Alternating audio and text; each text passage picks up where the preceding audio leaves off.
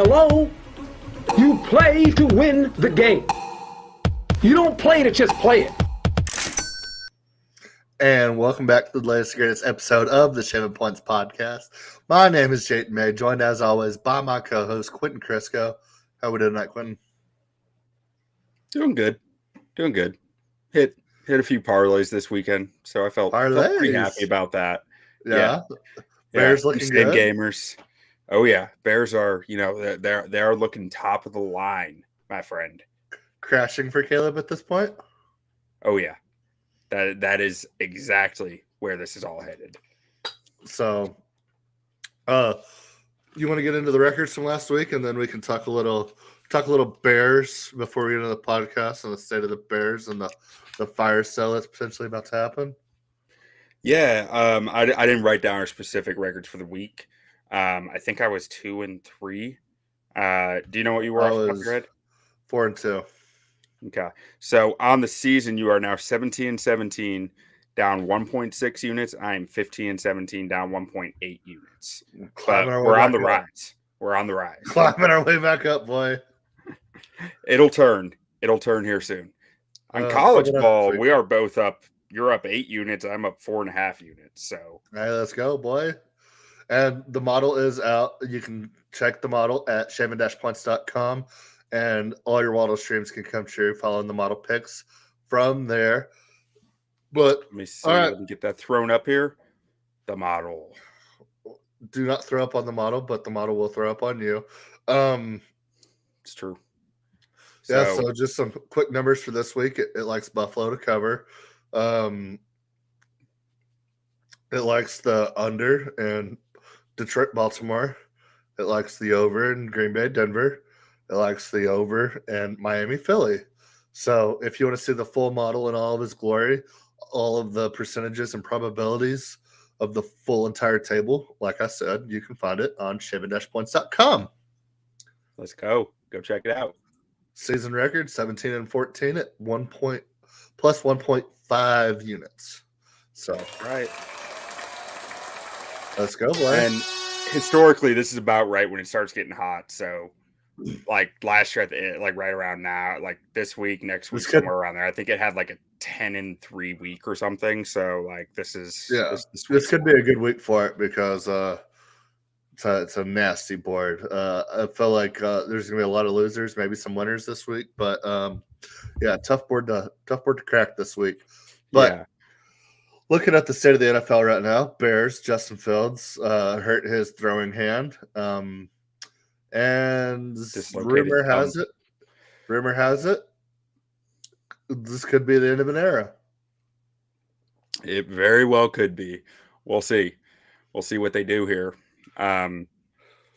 Could be the end of him and to Jalen Johnson and Darnell Mooney, Eddie Jackson. Like it could be a whole dang fire sale over there. Fire sale, man. Well, on the bright side, you got some good quarterbacks in this draft to look forward to. So it's not the worst thing ever. So what kind of return are you looking for these prospects? Like you think Darnell Mooney's going to bring a fourth or a fifth, maybe? I think for Darnell Mooney, I was talking about this on my Bears podcast earlier tonight. I think Darnell Mooney, you're probably looking at a fifth, maybe a condition to a fourth. But like receivers, just hard because they need to learn the offense, and like it's hard to jump in and make an impact at receiver right away. And he's not an elite talent. I mean he's not, but he can help someone. But definitely, but. If it's a different offense, like a Shanahan offense, maybe might go for him. But like, if not, I think that's a hard move. Like, it's hard to justify giving up much for a receiver to come in and not be good for 5-6 weeks until they pick up the offense. Yeah, but I mean, somebody might come in and give you a second rounder that could end up being the 32nd overall for him. Yeah, you never know when someone's just gonna just go all in on that. I mean, I remember last year, I don't remember who did it, but somebody gave up a second rounder that ended up being a high second rounder for a wide receiver that, I mean, never really found his footing, and he's not even on the team anymore. I can't remember who did it, though. Well, I hope they're still out there. Yeah. Still making moves. Deal of the century, people say.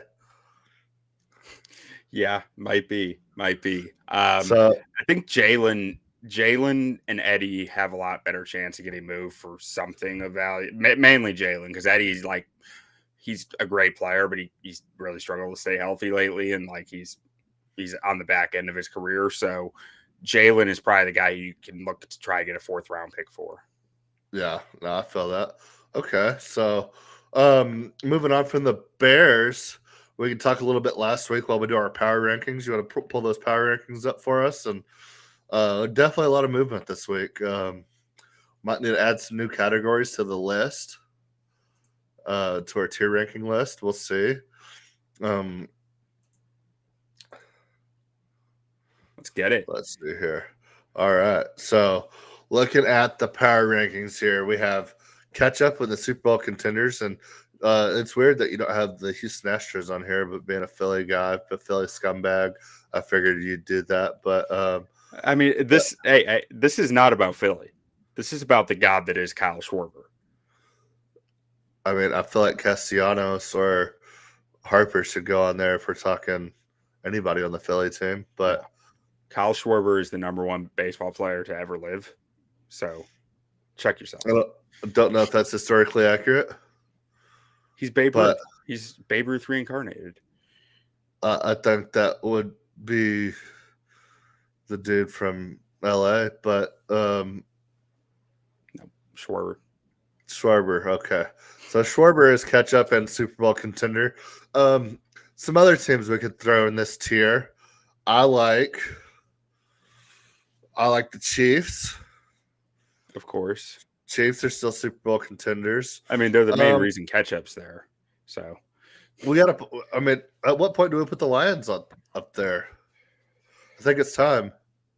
I think after this game, it's time. I think this game is the one where they earn. I say we put them on there right now.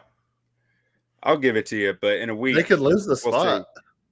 I mean, these aren't permanent; they change every week. Okay, you're right. Lions belong in there right now. Yeah. So let's see who else. I mean, we got to put the Jets on there. I mean, they just beat the almighty Eagles, right? Eagles, best team in the league. Yeah. I mean, watch out for the Jets. Jets. Zach Wilson on the rise, baby. Aaron Rodgers is gonna be back by Thanksgiving at this point. Aaron who? That guy just wants to be Zach Wilson. Yeah. So we can throw the Dolphins up there. Playing good ball. Second. There we go. Second. I thought I was waiting for like second from the left, second from the right. It was like second just kept coming at me. And the last thing we could put up here, I would say, does anybody else belong up here? Man, I don't know. Throw the Cowboys up there. They're back in a big way. They're back. Cowboys are back? Cowboys are back in a big way, boy. All right. It's a wild swig. I mean, they only went up 2 tiers. No, last week they were Kirk's cousin. Oh, were they? I thought they were Puka Laduka last week. No, they were Kirk's cousin. All right, so good but not superb bowl. We're putting Texans in here this week. I can dig it. I can dig that. They just keep doing it. Yeah, they just keep getting it done. Let's throw Ravens, Bills, Jags.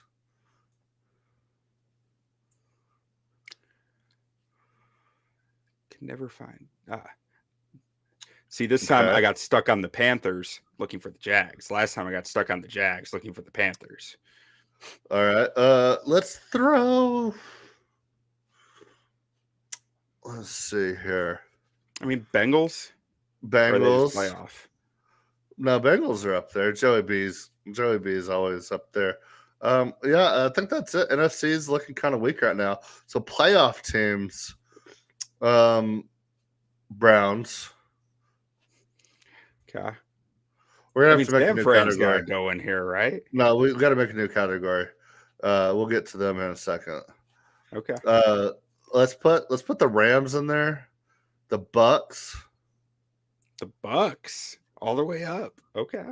I like the Bucks here. And Seahawks.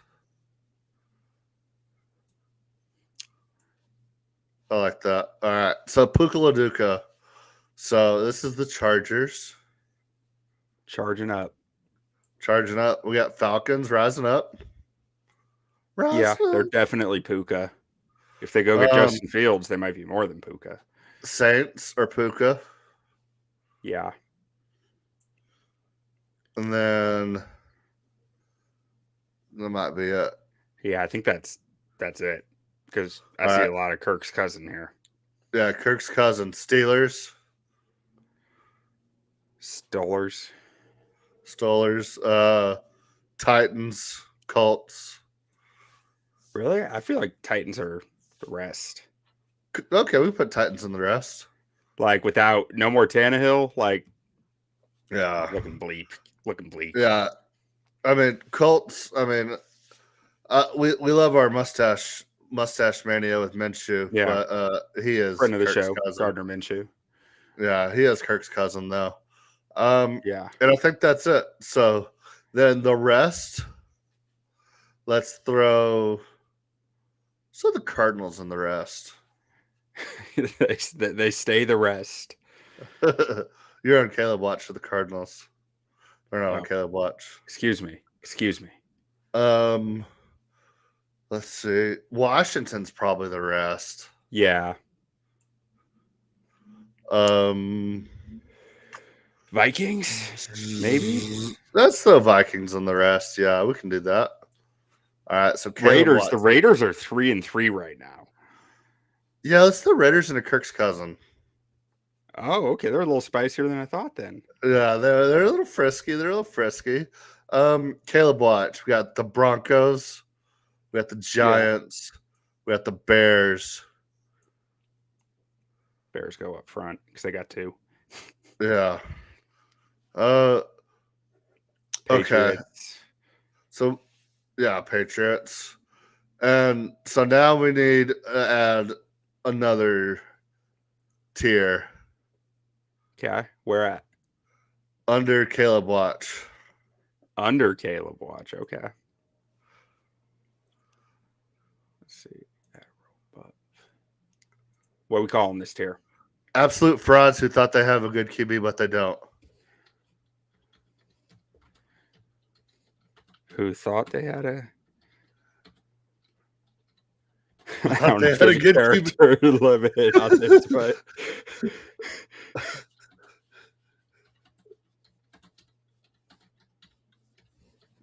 All right. Perfect. And purple? Purple is fine with me. All right. So this is San Fran, this is Philly, and this is Green Bay. Wow. Okay. Not Caleb Watch, Panthers. Yeah. And what are we doing with this last one here? With Roger Goodell? Yeah. Where does Roger Goodell belong? In the trash. Just add one more under Caleb Watch. Trash. Garbage. Okay. Just put garbage and we can put him in there.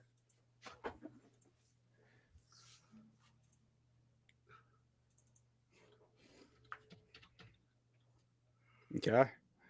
Because this is because he wants to move the Super Bowl to across the pond, and that's garbage. Oh, that's too dark. Is there a shit brown color? No, there's not. I'm very limited on my color choices at this point. Well, that's our power rankings for going into week 7. The definitive power rankings. I dare you to question them.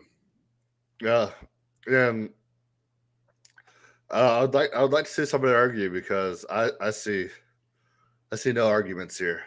Perfection, pure perfection. Yeah. So, do you want to talk about any of the games from last week while we're talking about power rankings? How I did give out on the pod. I like that Browns money line. I also said that I liked Jets money line. I gave out Jets +7 on the pod. I even said I might sprinkle that parlay. I did not do it because I'm broke. But if I was not broke, I would have been rich because saw that perfectly. Yeah, no, you crushed those. Outside of that, I mean, Bears. yeah, there's nothing to talk about there. Nothing to talk about. Cowboys look sloppy as all hell. Dak Prescott doesn't look good. But they finally started throwing the ball to Brandon Cooks, which I absolutely love because I talked about in the offseason. Brandon Cooks has just been very good everywhere he's gone. Just 1,000 yards here, 1,000 yards there. Thank you. See you later. I got my 1,000 yards. I'm out. They haven't thrown him the ball at all. He got 7 targets, had 5 catches, 63 yards, and a touchdown. So it was nice to finally see him get some targets. It's absolutely disgusting that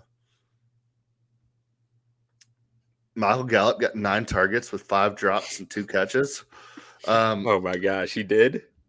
Yeah. Don't know Why? what's going on.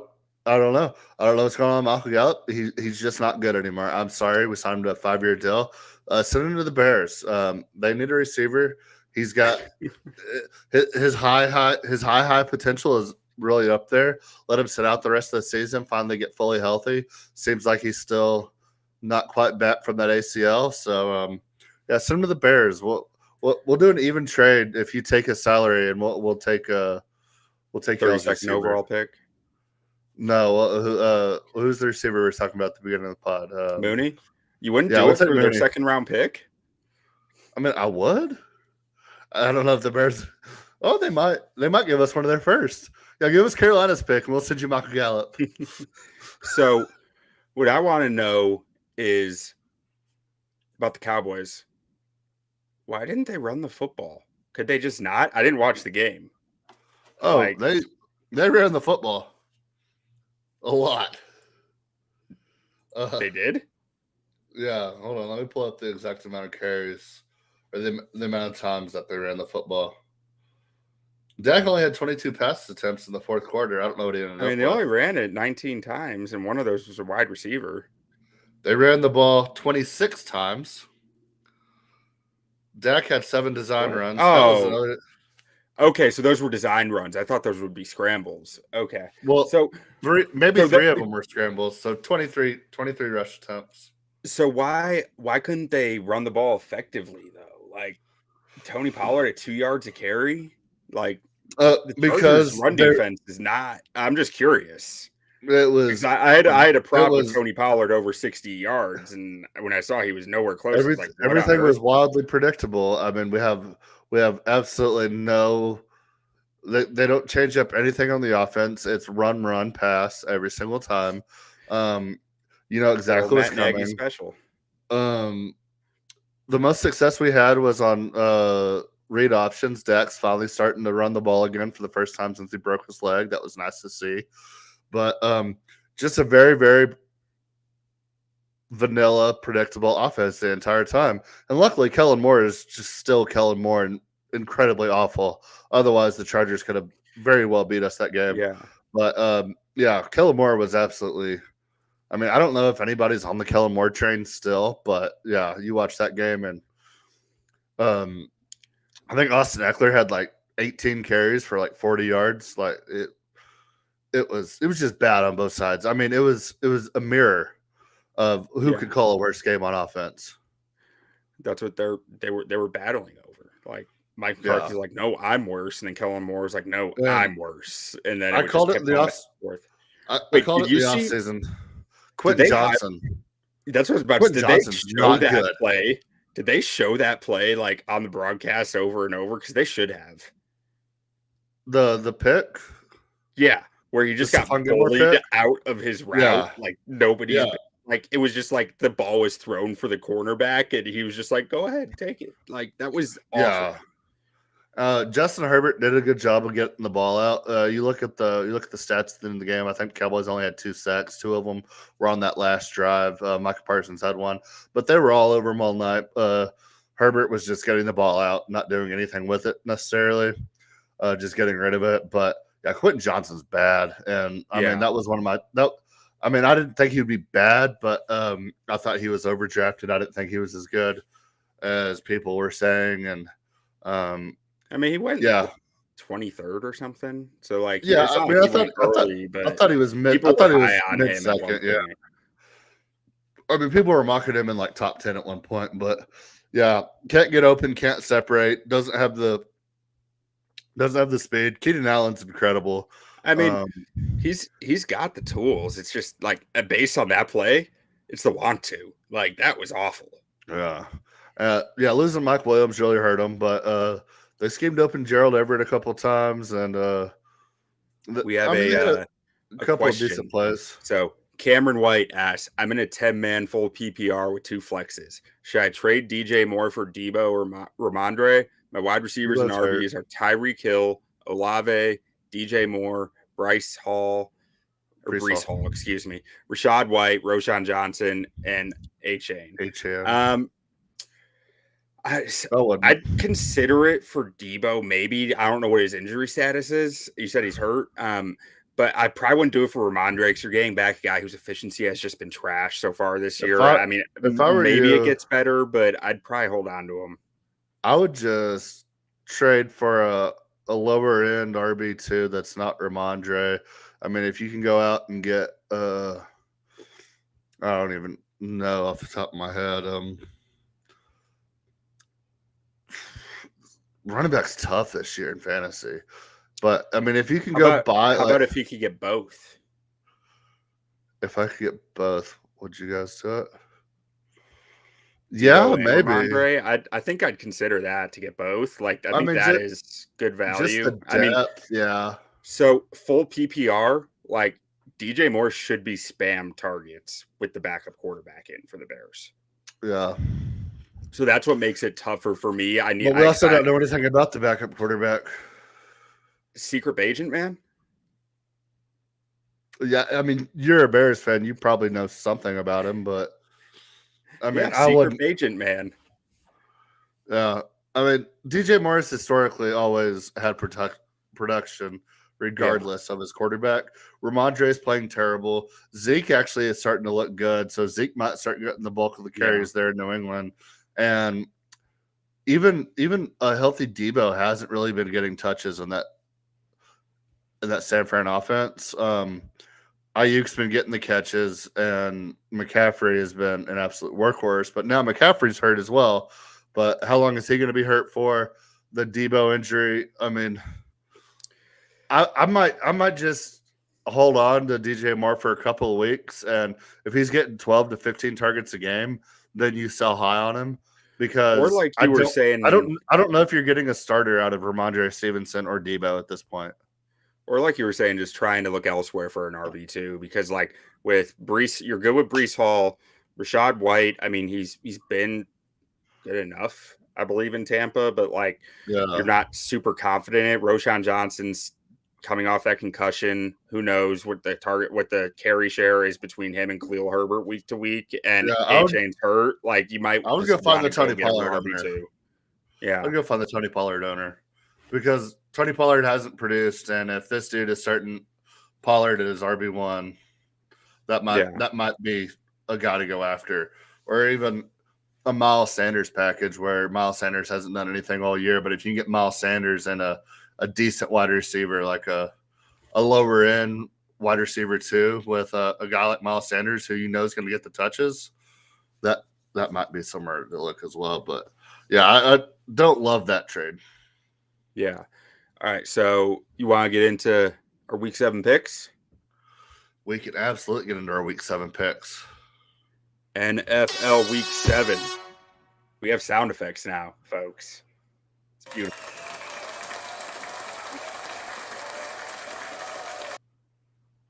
Yes, sir. All right, get into Week 7. What game do we have first on here? Jacksonville Jaguars going to Nolans. Take on the Saints. They're so this is a disgusting slate. I said it earlier in the pod, but Jags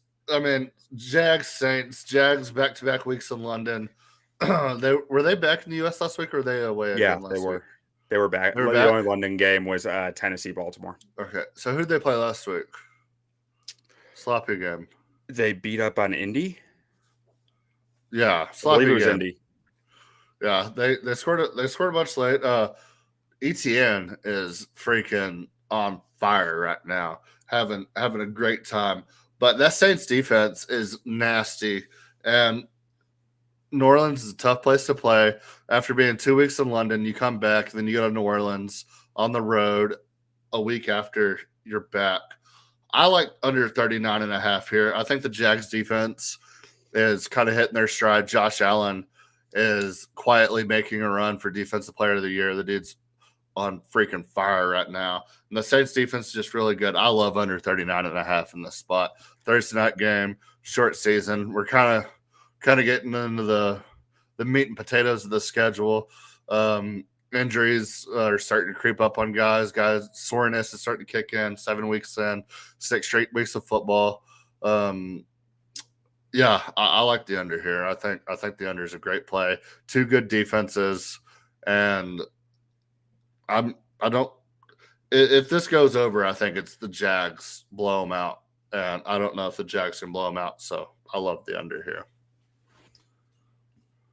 You and me, we see it the same. Under, Yeah. I got it at 38.5, so it must have moved a little, but I don't care. Right? I mean, Trevor Lawrence is actually in question with a knee injury. It's questionable, but if they're going to hold him out, it's going to be on a Thursday night. And if they're going to limit what he has to do, it's going to be when he has a knee injury. So that adds to it. Guess how many straight games New Orleans has gone under? Probably a lot because they don't score a lot of points, and they've been competitive in most games. I don't have enough fingers. It's 11. 11 straight games under. Like, that's a ludicrous number. So, especially when you look at that offense they have.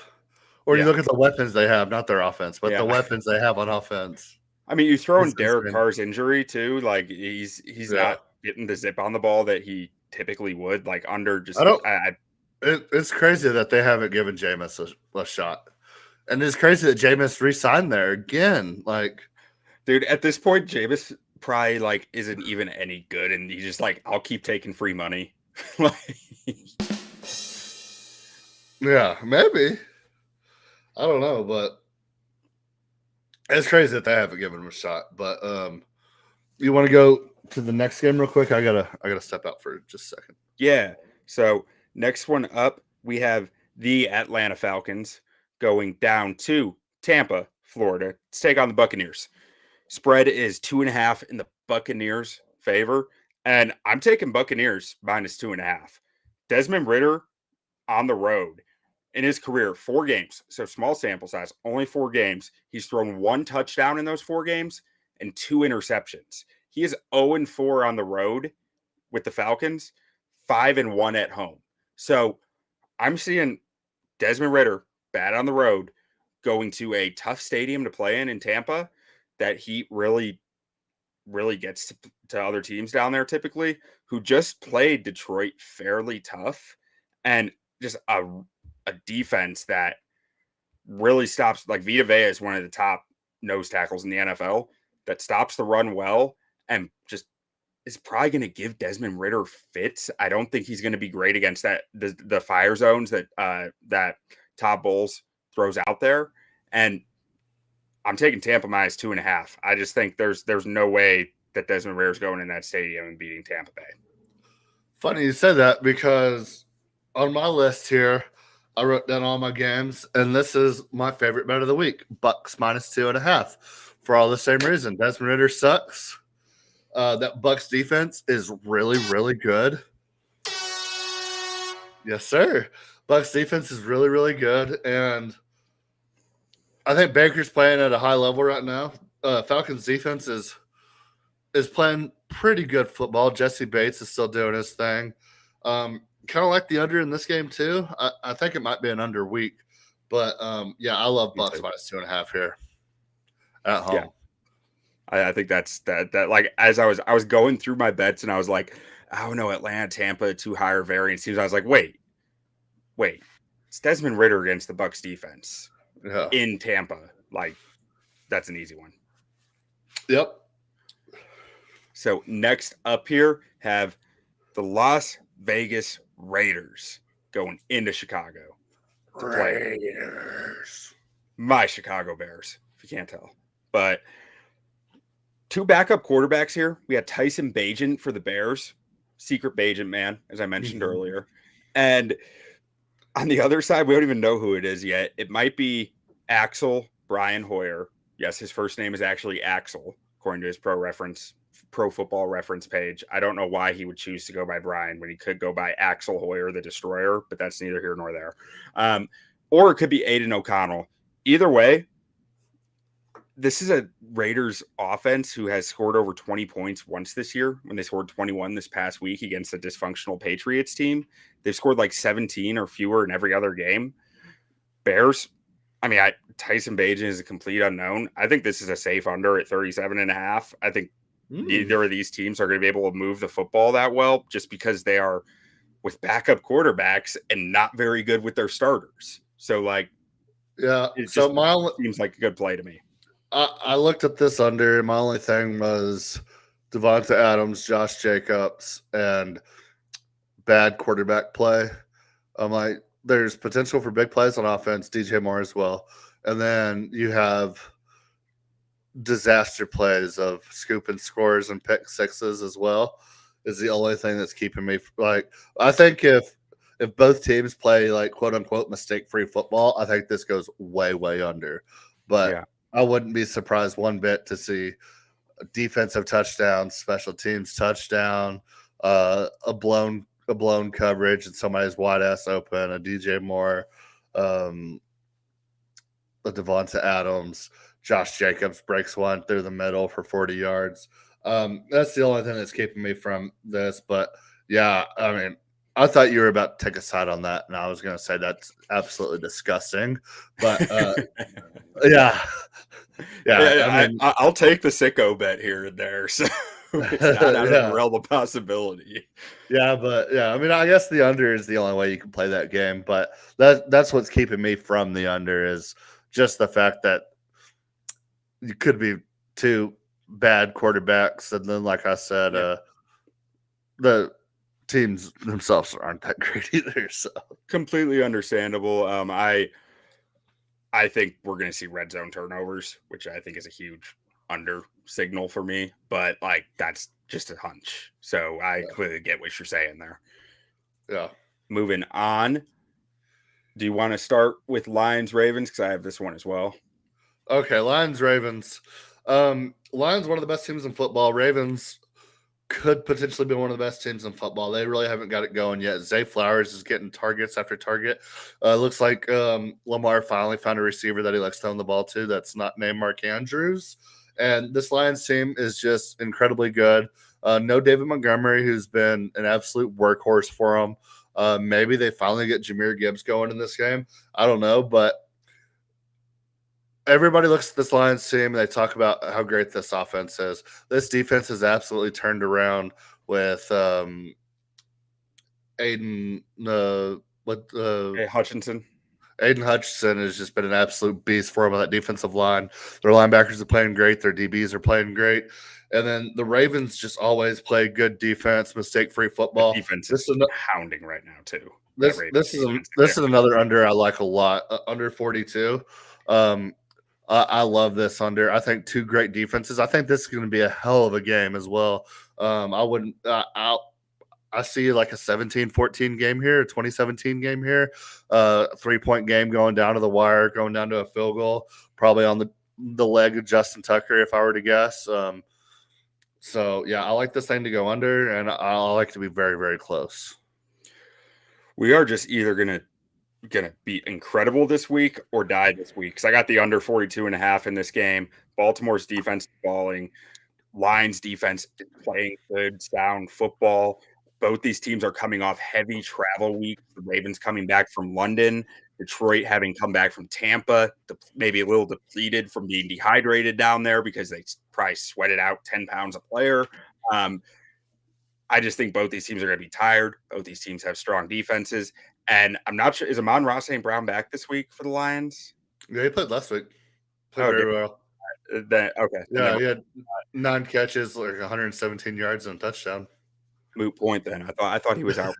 But Jameson regardless, I Williams mean, I got still a think. touchdown too. Yeah, I saw Jameson Williams got his second NFL catch. Very nice. Yeah, second NFL touchdown. But I think that this game is playing to the under for all the reasons that you said. We can move on, but we're seeing eye to eye on that. We don't talk about this before the pod either, so yeah. So yeah, we don't know each other's picks. We just know what games, so we can get our list together here. Next one up, Chiefs Chargers. This one's just you. Okay, Chiefs Chargers. Yeah, this Chargers defense isn't all that great. Chiefs defense has been playing pretty well this season, but we haven't really seen a breakout game from this Chiefs offense yet. They played well here and there, but I think this is about the time of year where Chiefs really start hitting their stride. And this is a typical Kellen Moore spot where he's going to come out and call a great game and put up 30 points against the Chiefs. And I think if the Chargers are putting up 30 points, Chiefs aren't going to get blown out. I like over 48.5 here for that reason. If you look at Kellen Moore's career, he has a stinker, and then he'll come out and just call a perfect game. And if you're in a shootout with the Chiefs, they're going to keep up. So, yeah, give me over 48.5 here. I like it. I thought you were going to go Chiefs minus 5.5, and I was kind of like, don't like that number.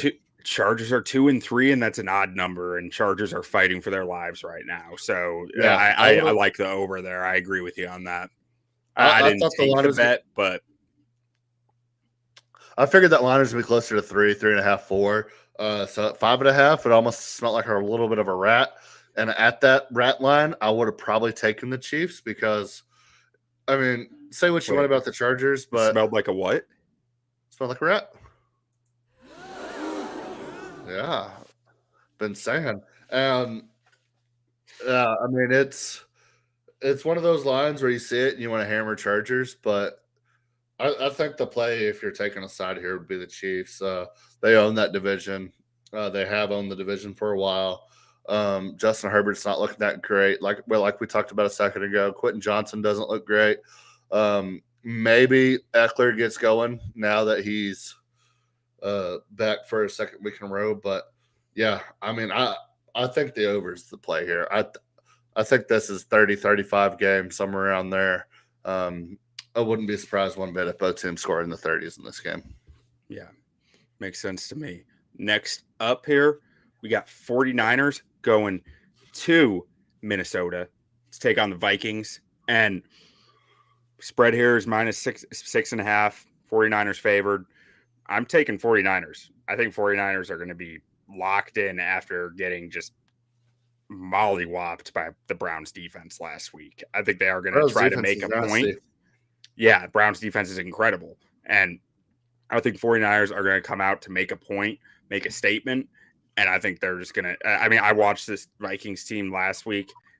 They beat the Bears by 5 points. I don't think this is a good Vikings team.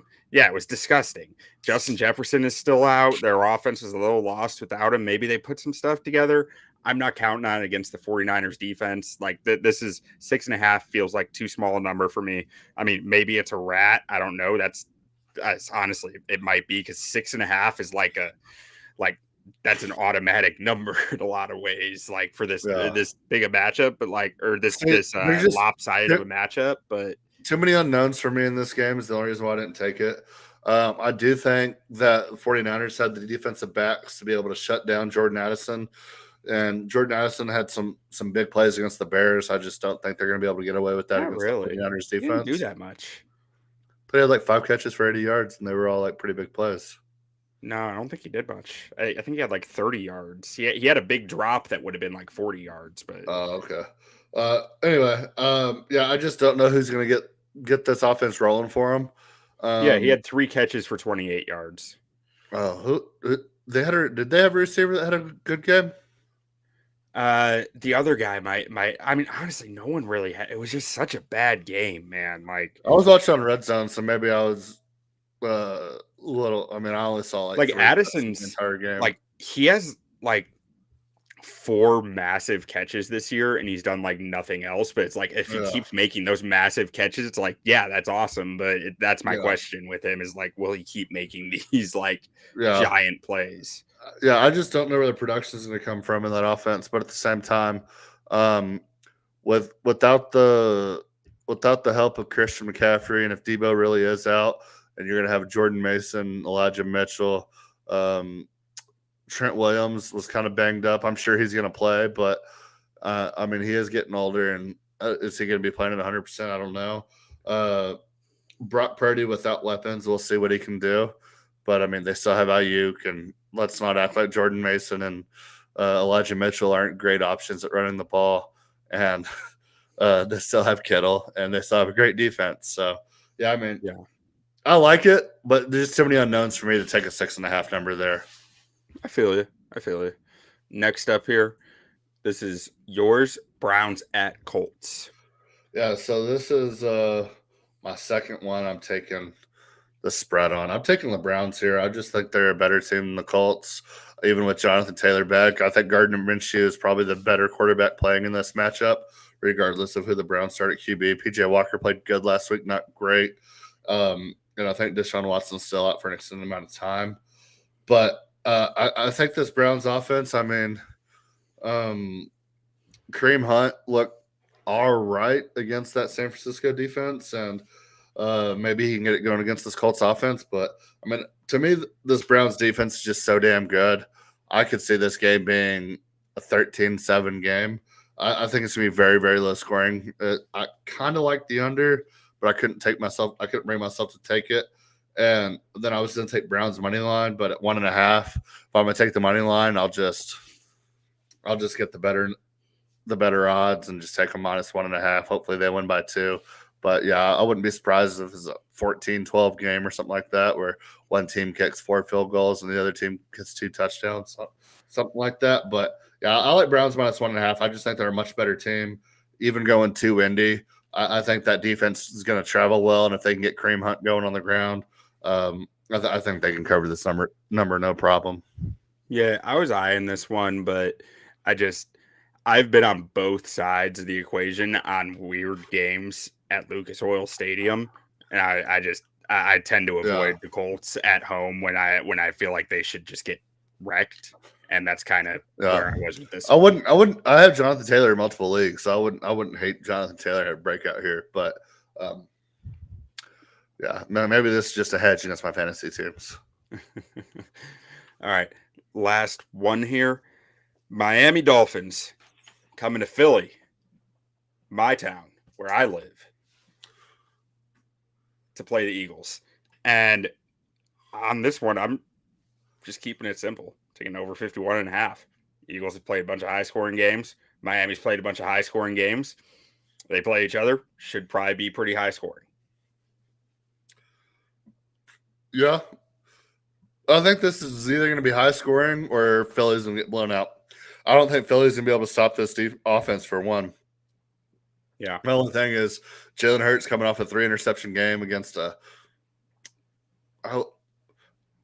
Jets defense is all right, but like they're not world beaters by any means. I mean, Dak looked okay against them. Like, I don't know. Yeah, I think they're pretty darn good, but like, so they're really good against the run, and like that's kind of what Philly does. So, yeah. Well, I mean, we'll see. I mean, I just think Philly was exposed in a lot of ways against the Jets team that has been very up and down this season, to say the least. Yeah. Zach Wilson season, baby. Let's go. Zach Wilson season. Yeah, so I like the over. And the only thing that could stop it from going over is Dolphins blowing them out. So, yeah. And I did think of that, and I just don't think Philly's in line for 2 performances like that in a row. I just think they got too much talent on the outside to be stuck in a rut that they're just not scoring points. Yeah. I definitely think Miami's going to get their points. So, yeah. I think Philly's going to have a hard time stopping Miami because their defense is so predicated on the pressure they get, and Tua is just the ball is out. You can't really get after it. I think about it. Just about anybody in the league's gonna have a tough time stopping Miami this year. Yeah. So we on to some college picks. Let's get on some college picks. Huge slate ahead of us this weekend. We got some monster games. The weather's starting to change. I'm sure it's already starting to change much more up in the Northeast where you are with your coastal elites up there. But down here with the common folk in Texas, I mean, we're starting to break 50-degree weather and have high 70s, low 90 days. And I did not mess that up. It's either high 70s or low 90s every day. And that's Texas for you. So, but yeah, I mean, this is the heart of college football season, baby. First game I have here, Penn State, Ohio State. I think who wins this game is going to win the Big Ten. Everybody's going to say blah, blah, blah. What about Michigan? I don't care about Michigan. They're not good. J.J. McCarthy's not good. And if you're a team hoping that y'all draft him, change your mind. Chicago's going to love J.J. McCarthy. Local kid, went to a Catholic high school. Like Chicago, you're gonna hire Harbaugh. That's gonna be his guy. You're gonna trade your number 1 overall pick to take JJ. I'm not hoping for it, but like Chicago would adore JJ McCarthy. I mean, if he throws for 1,000 yards his rookie year, I mean, it's like the 3rd best quarterback you've ever had. Yeah, it's not a high bar. But back to Penn State, Ohio State. Penn State going to Ohio State. I don't think they've won at Ohio State in like a decade or so. It's been a long time.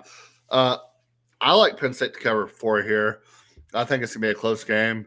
You give me a number greater than 3 with this Penn State defense, with how their offense is rolling, I'll take it. I think Ohio State's going to win the game, but I could see this being 34-31, somewhere around there. A 3-point game, 2-point game, somewhere around there. So, yeah, I like Penn State to cover that 4 number with that defense they have. Even with that Ohio State offense starting to get rolling, I think that Penn State offense can keep up with them, and that defense can make enough stops to keep the game close. So maybe Penn State +4. Next up, I have Washington State at Oregon. Oregon just lost to Washington, and I think Oregon lost that game much more than the score showed. Oregon also played an incredibly close game to Texas Tech team that doesn't look to be very good. I think Oregon is getting way overvalued here, 20-point spread. I know Washington State just lost to Arizona by 40, but I mean, that's playing the results in my mind. I mean, I think Washington State's a little bit better than that. I mean, 20 points. This could be a rat. I mean, this smells like a rat. It seems like a rat, but I mean, Washington State's not bad, and I just don't think Oregon's as good as people think. And 20 points, like, I'll die on that ship. I'll go down with that ship, taking 20 points with a decent team in a conference game. So that's fair. Give me Washington State +20. I respect it. Next up, it's every week automatic. I don't even really look at what's going on. Utah USC over 56. Yeah, it's USC. They didn't hit the over last week, or did they hit the? Did they end up hitting it? No? They did. Yeah, I mean, 56 has been one of the lower numbers they've had too. So yeah, give me over 56. Utah USC, and then last up I have probably Alabama's biggest revenge game this year. They went to Tennessee last year, lost in a heartbreaking fashion. 43-yard field goal that was a knuckleball that barely went through the uprights. You had to hear Rocky Top. Tennessee was on top of the world. Then they lost South Carolina later in the year. And then, I mean, that's kind of what has killed Alabama's hopes and dreams ever since then. Alabama -9 against this Tennessee team. Joe Milton's terrible. barely scraped by against a fucking gutless A&M team. I mean, nobody in the country does less with more than Texas A&M. I guarantee you that. So, I mean, the fact that they could barely scrape by against that A&M team, give me Alabama -9 here. I see an Alabama rolling here. It just seems like they show up for these revenge games and basically ruined their season last year, losing at Tennessee, Rocky Top. So yeah, I like Alabama -9 in this game, and that's my slate. All right, for me, first up, Mississippi State at Arkansas, taking the over 48.5. Mississippi State has gone over in 80% of their games so far this year. Arkansas has gone over in 50. Seems like a fair thing to me. Second up, Utah at USC, over 55.5. Last year, these two teams played twice. The first time, total ended at 85. Second, the total ended at 71. Those are a lot higher than the total here. So yeah, that's an easy bet to me. Basic math, I mean, are those numbers higher than 55? I think so. Hammer it. Wisconsin at Illinois. Give me Wisconsin -2.5. Illinois is only covered in 1 of 7 games this year.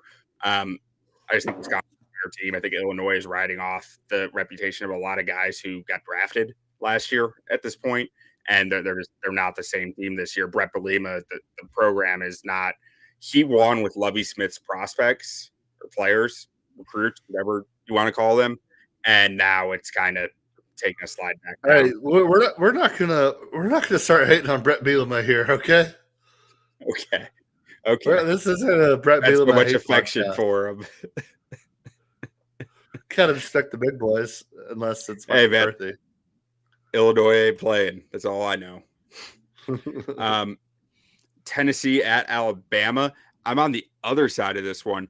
I actually liked all the points he made, but the math liked Tennessee, so I just took it.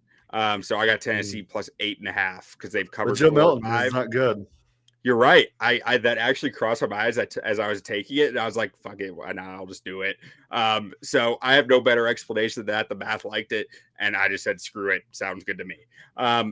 Baylor at Cincinnati. I'm going over 50.5. Baylor is not good. This is a sicko bet. Not gonna lie, but I just think there's gonna be points. Yeah, I mean, both teams are bad. Yeah.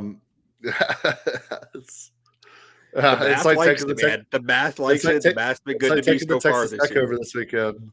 Yeah. Penn State at Ohio State. I'm with you. Penn State +4.5. Penn State is 5-0 against the spread this year. They have the better quarterback. I think they have the better team. Ohio State's 4-1 against the spread, so that number doesn't really check out. I don't know if they have the better quarterback. I do. I think so. Ooh. I mean, I think you like Ohio State's quarterback? I think he's been getting better every game.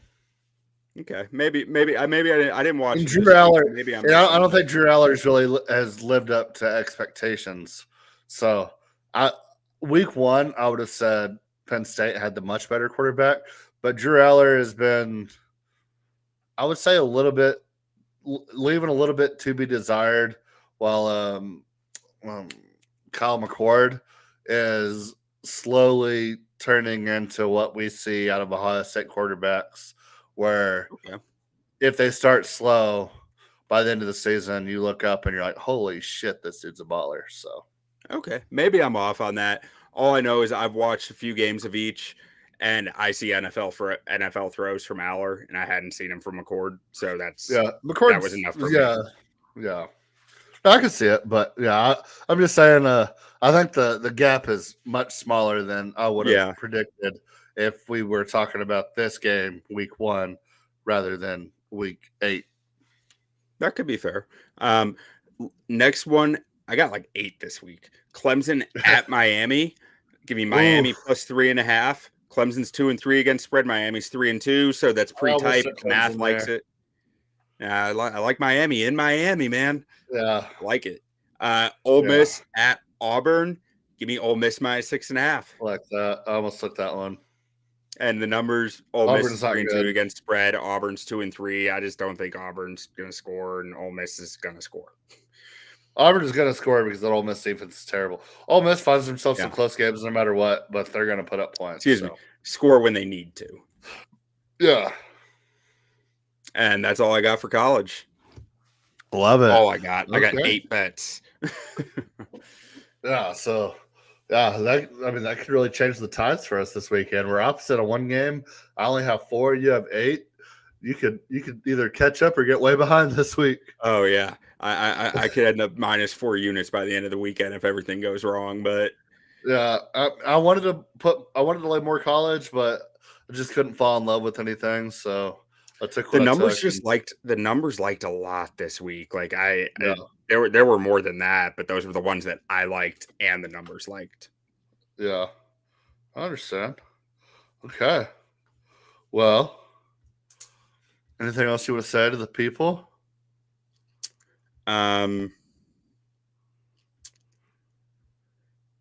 Free Meek Mill. Free McMill.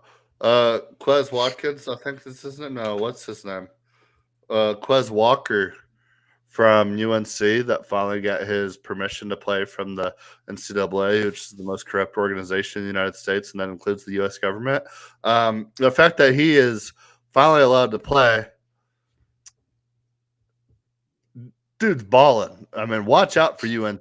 I mean, this kid is incredible. I mean, I'd heard from UNC fans about like, oh, we want this guy to play. Like, you obviously want your guys to play, but you don't really know. I mean, this motherfucker is a baller. Yeah. So watch out for UNC. I mean, Drake May slinging that rock. That's my cousin. Shout out Drake. So, dude, Drake May, I keep hearing from people I trust, like as evaluators of football players, that the gap between May and Williams is a lot closer than anyone wants to admit. And I haven't watched any UNC this year, so I don't know. Like, I'm intrigued. Yeah. So we're losing Q. Who's got that Philly internet? Nobody knows how to work anything in Philly. So with that, we're gonna let y'all go. Remember to like and subscribe. Let us know any thoughts you have on the week. Make sure to go to the website, shaving-points.com, and subscribe to the website. You get all the picks. You get all the model picks, everything you want and desire. And we'll see y'all next week. And don't sleep on them Texans, boy. Don't do it.